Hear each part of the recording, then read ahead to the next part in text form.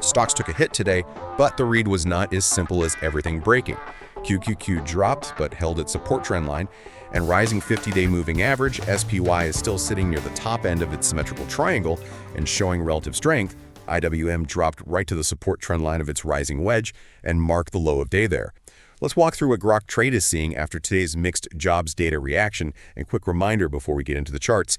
This is not financial advice, not a buy or sell recommendation, and not a reason to chase, short, panic, or force a trade just because price is testing a major trend line.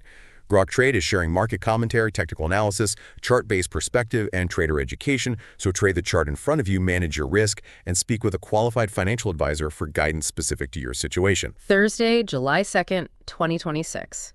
Man, if you're out of breath just listening to that technical setup, imagine actually trading it today. We are looking at a market that's heavily testing its boundaries, and it absolutely demands discipline. Yeah, it really does. And before we get into the charts, let's unpack this jobs report because it feels, completely contradictory. Oh, totally contradictory. Right, like non-farm payrolls came in incredibly weak, just 57,000 against a 110,000 consensus.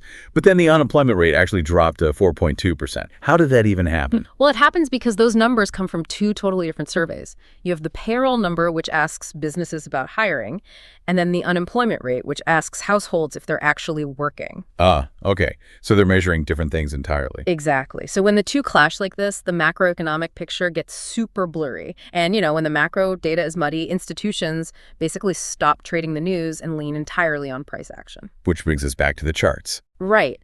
That is exactly why QQQ dropping but holding its support trend line and its rising 50-day moving average is, well, it's the critical line in the sand right now. The tech bulls must defend this level and try to send price higher next week. Yeah, because SPY is slipping slightly, but it's still showing relative strength near the top of its symmetrical triangle. Right, just like we mentioned yesterday. And DIA actually finished green today. Wow. And speaking of those algorithms, TSLA rejected from its upper resistance trend line today. Institutions really respect clean trend lines, which is why knowing how to draw them accurately matters so much. You're mapping out the battlefield. Exactly. You're mapping the institutional battleground. But here is the critical trading wisdom for you out there. Support tests and resistance rejections are where discipline matters most. You cannot assume a level holds or breaks until price confirms with follow-through. So rejection is just a test. Right. Always wait for confirmation and always have a plan in case the level fails. You can't just blindly trust the line. That makes a lot of sense. Yeah. And so we see that discipline playing out across the broader market structure too. IWM stayed inside its rising wedge and dropped exactly to rising support for the low of day. Yeah, and while small caps tested the floor, the financial sector, XLF, actually showed some real strength. It pushed right through 2 weeks of stalling. Which kind of cushions the broader market, right? It does, but the real gauge for risk appetite right now is the iShares iBoxx High Yield Corporate Bond ETF, HYG. High yield credit is basically the canary in the coal mine. And that one is getting extremely pinched inside its symmetrical triangle. Exactly. It is tightening up fast. If HYG breaks lower, it means corporate credit is freezing up, and stocks will absolutely feel that impact. So if traditional equities and high-yield bonds are kind of bracing for impact at these support walls, where's the money flowing? Like, are we seeing traders flee to alternative assets? We are seeing a bit of a bid, yeah. Bitcoin popped, which is constructive, but traders really shouldn't get overly bullish just yet. Right, because one bounce doesn't fix a broken chart, does it? Exactly. It's a reaction, not necessarily a new structural trend. Same with metals today. Gold futures, GC, bounced, and silver futures, SI, also caught a bid. But gold is still setting lower highs, isn't it? It is, yeah.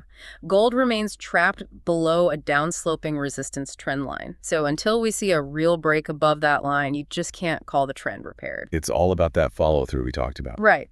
Across the board, from equities to metals, next week is going to be a definitive follow-through test. Think about it, though. If the algorithms are the ones drawing the boundary lines based on moving averages rather than like company fundamentals, are we trading the economy or are we just trading the code? Something to chew on. Anyway, have a great weekend, y'all. You're setting off fireworks. Stay safe, and please don't lose any fingers. Take some time to remember our country's history, the people who helped build it, and the freedom we still get to enjoy. Spend some time with family and friends. Enjoy the holiday weekend, and we'll catch you guys next week.